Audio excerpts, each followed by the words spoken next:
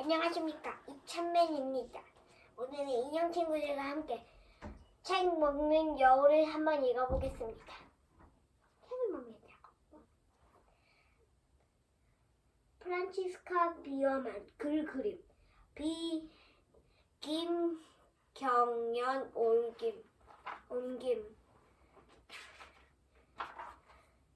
여우 아저씨는 책을 좋아했어요. 좋아해도 아주 많이 좋아했어요. 그래서 책을 끝까지 다 읽고 나면 소금을 한 점 툭툭, 소금을 조금 툭툭 뿌려 꿀꺽 먹어치웠지요. 이렇게 여우 아저씨는 책에서 지식도 얻고 허기도 채울 수 있었어요.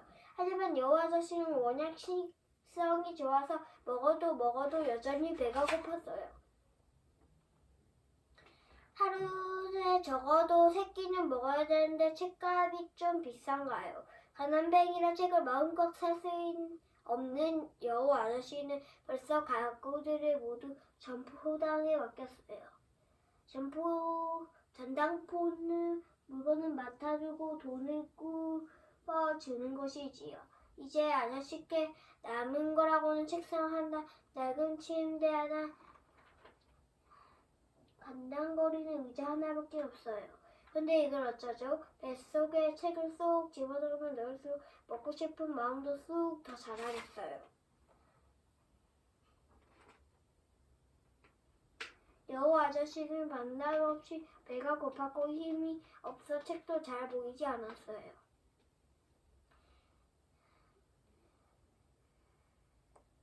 눈에 힘을 주어 2번씩을 읽어야 하는데 그건 정말 힘든 일이었지요. 그렇지만 아저씨가 누군가요? 꾀쟁이로 유명한 여우잖아요.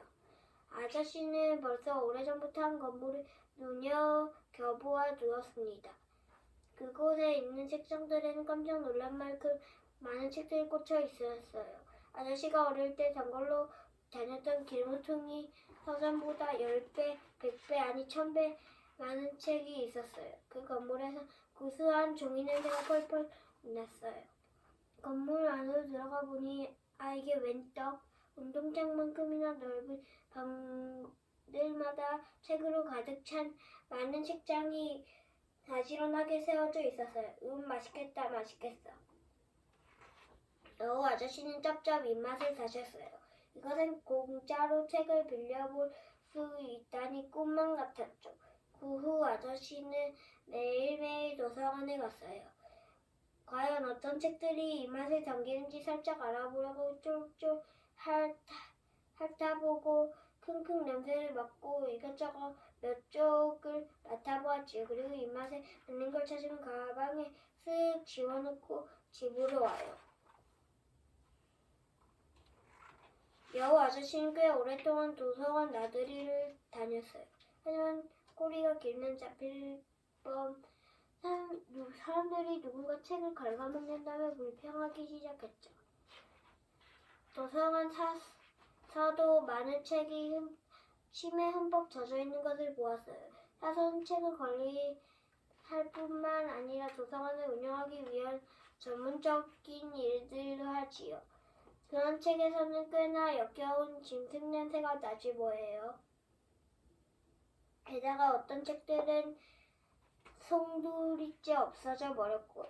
정말 이상한 일이죠. 왜 사서는 그런지 꼭 알아내겠다고 결심했어요. 사서는 어쩐지 여우 아저씨가 수성쩍었어요.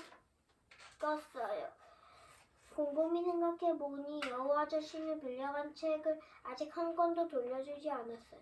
그때부터 사서는 여우 아저씨의 행동을 샅샅이 눈여겨보았습니다. 다음날 아침 사서는 너무 놀라 넘어질 뻔했어요. 글쎄 여우 아저씨가 하는 행동 좀 보세요. 여우 아저씨는 먼저 지리 책 몇 권 먼저 냄새 킁킁 맡아보곤 역겹다는 듯 도로 책장에 꽂았어요. 그 다음 러시아 문화 쪽으로 어슬렁어슬렁 걸음을 옮겼어요. 거기서 특별히 멋진 책을 뽑아들더니 번개처럼 빠르게 소금과 후추 병을 꺼내 휘리릭 신나게 휘바람을 불며 책에다가 톡톡 영양을 뿌렸어요. 그리고 마침내 숨을 고르며 뜸을 든 뒤 덕석 책을 물었답니다. 여우 아저씨는 책의 표지와 독서 카드까지 몽땅 먹어치웠어요. 아주 맛있는 아침 식사였지요. 아저씨가 다른 책들을 기웃거리기 시작하자 숨어있던 사서가 확 나왔어요. 책을 먹다니 사서가 화가 나서 외쳤어요. 당장 주둥이를 우리 책에서 떼지 못해요. 아이고 깜짝이야. 놀란 여우 아저씨는 입속에 든 종이 조각들 얼른 삼키면서 커다란 눈으로 사서를 찾아보았어요. 아저씨의 성진한 표정은 누가 봐도 가슴 찡할 정도였죠.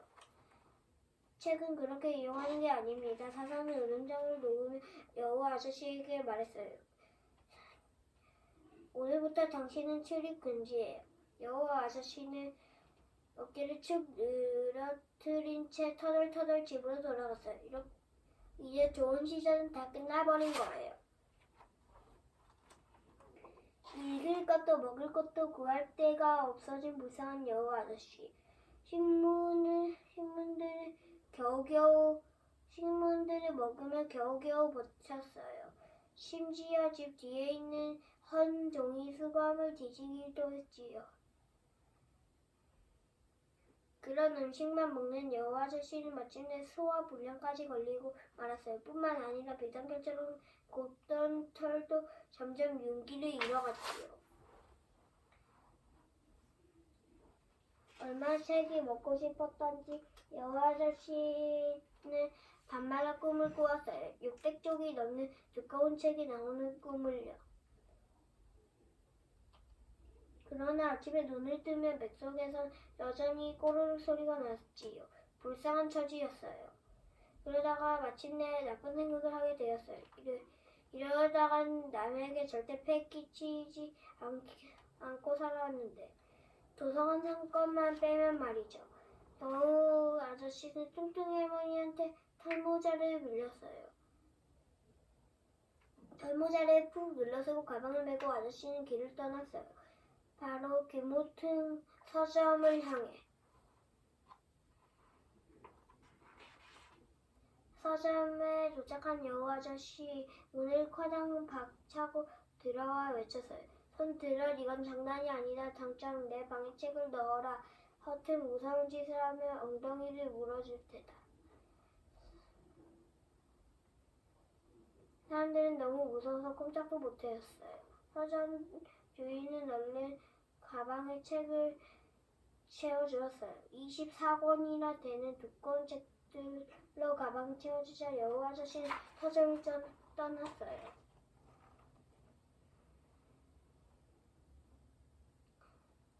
이렇게 무거울 수가. 다음번은 식품점에서 손수레를 빌려야겠어. 여우 아저씨는 이런 생각을 하며 집으로 돌아갔죠. 선생 처음 해본 강도짓이었으니 어쩔 수 없었죠.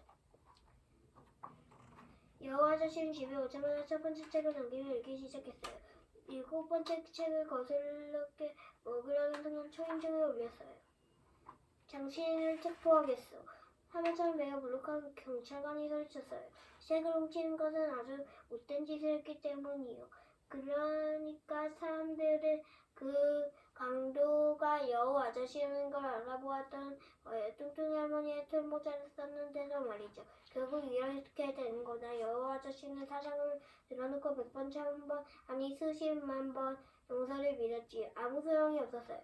범죄는 범죄요. 결과는 퉁명스럽게 쏘아붙이며 아저씨를 체포해서 감옥에 가두었어요. 이제 여우 아저씨에는 물과 빵밖에 없었어요. 읽을 거라고는 전혀 아무것도 없었지요. 아무튼 여우 아저씨에겐 읽을 것을 전혀 주지 않았어요. 독서 절대 금지라는 벌이 내려졌거든요. 이건 옛날 옛적에나 썼던 잔인한 방법이로군. 여우 아저씨는 생각했어요. 난 사흘하고 반나절도 더 살지 못할 거야. 꼭 그럴 것만 같았어요. 여우 아저씨는 너무 괴롭고 힘이 들었어요. 그러다가 문득 기가 막힌 생각이 떠올랐지요. 여우 아저씨는 교도관 민나리 씨를 꿰셨어요. 이제껏 책이 읽기 온갖 듣기 좋은 말을 했지요. 교도관은 감옥에서 일하는 죄수를 돌보는 사람이지요. 그래서 종이와 연필을 얻는 데 성공했어요. 여우 아저씨는 밤낮 없이 종이에 글을 썼어요. 마치 연필에서 생각이 줄줄 흘러나오는 것 같았어요. 글을 쓴 종이들의 절정은 많아졌어요. 나중에는 종이가 금방에 가득 차서 잠잘 자리도 없을 정도였어요. 그러나 아저씨는 누울 필요는 없었어요. 정말 조금도 쉬지 않고 글을 썼거든요. 2주일 후 드디어 책이 만들어졌어요. 무려 923쪽이나 되는 책이었어요. 두툼한 햄덩어리 같고 여우 아저씨는 벌써 입안에 침이 고였어요. 빛나리 씨도 뛸 듯이 기뻤어요. 차라리 날마다 여우 아저씨가 쓴 글을 살짝 엿보았는데 아주 재미있었거든요. 어떤 이야기가 궁금해서 견딜 수가 없었죠. 빛나리 씨는 뱀필도 뾰족하게 깎아주는 훌륭한 조수 노릇을 했어요. 그래서 여우 아저씨는 감사의 뜻으로 빛나리 씨에게 제일 먼저 책을 보여주었어요.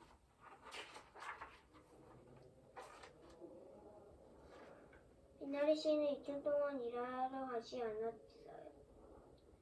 여우 아저씨가 쓴 글을 다 읽고 빛나리 씨는 깨달았어요. 그 여우 굉장히 작가인 걸 얼마나 감격했는지 빛나리 씨도 하마터면 저를 뜯어먹을 뻔했답니다. 그러나 그렇게 하지 않고 감옥으로 돌아갔어요. 곧장 간 것이 아니라 어딘가 들렀다 갔어요. 여우 아저씨는 차츰 초조해지기 시작했어요. 이러다가 책을 먹을 수 없는 게 되는 건 아닐까 의심이 무럭무럭 솟았죠. 그러나 빛나리 씨가 종이뭉치를 들고 나타났을 때 아저씨는 너무나 좋아서 팔짝팔짝 공중제비를 넘었어요. 여우 아저씨는 행복했어요. 쩝쩝거리며 책을 먹는 동안 빛나리 씨는 이야기를 늘어놓았어요. 소설의 멋진 말투와 기발한 상상력 그리고 너무도 놀라운 결말에 자기가 얼마나 감탄했는지요. 여우 아저씨는 여우 선생 정식 소설은 진짜 책으로 만들면 어떻겠어? 그러니까 서점에서 팔 수 있는 그런 책 말이요. 교도관 빛나리 씨가 말했어요. 서점이라는 말에 여우 아저씨는 깜짝 놀랐어요. 입에 물던 종이 몇 조각을 떨어뜨릴 만큼이나요. 그건 빛나리 씨의 설명을 듣고 마음이 가라앉았지요. 여우 아저씨는 주둥이를 닦으며 말했어요. 저야 뭐 빛나리 씨가 들렀다 온 곳은 바로 복사가게였어요. 그 책을 전부 복사했던 거지요. 다행이었지요. 안 그랬다면 그 책은 여우 아저씨의 뱃속으로 용용 사라지는 거잖아요. 똥으로 나온 걸 읽을 수도 없고요. 이제 이야기는 다 된 셈이었어요. 그리고 그 다음에 일어난 모든 일은 꼭 동화 속처럼 진행돼 있어요. 빛나리 씨는 그동안 일을 그만두고 출판사를 차렸습니다. 여우 아저씨의 소설은 베스트셀러가 되었고 17나라의 말로 번역되었어요. 베스트셀러는 굉장히 많이 팔린 책을 말해요. 여우 아저씨는 문학에서 이룩한 업적을 받아 일찍 감옥에서 나올 수 있었어요. 아저씨는 슬그머니 감옥에서 풀려났고 사람들은 여우 아저씨의 지난 일을 일으키자고 들치지 않았어요. 여우 아저씨는 이제 대단한 부자가 되어 책이라면 마음껏 살 수 있었죠. 하지만 아저씨는 그러지 않았어요. 자기가 쓴 책들이 특별히 맛있었거든요. 여우 아저씨는 이제 세계에서 가장 유명한 작가가 되었습니다. 수많은 작가가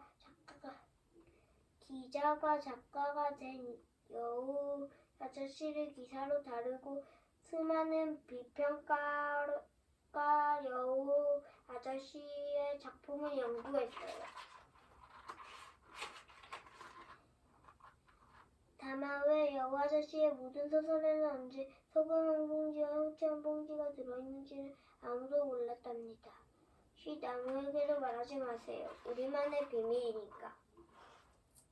끝.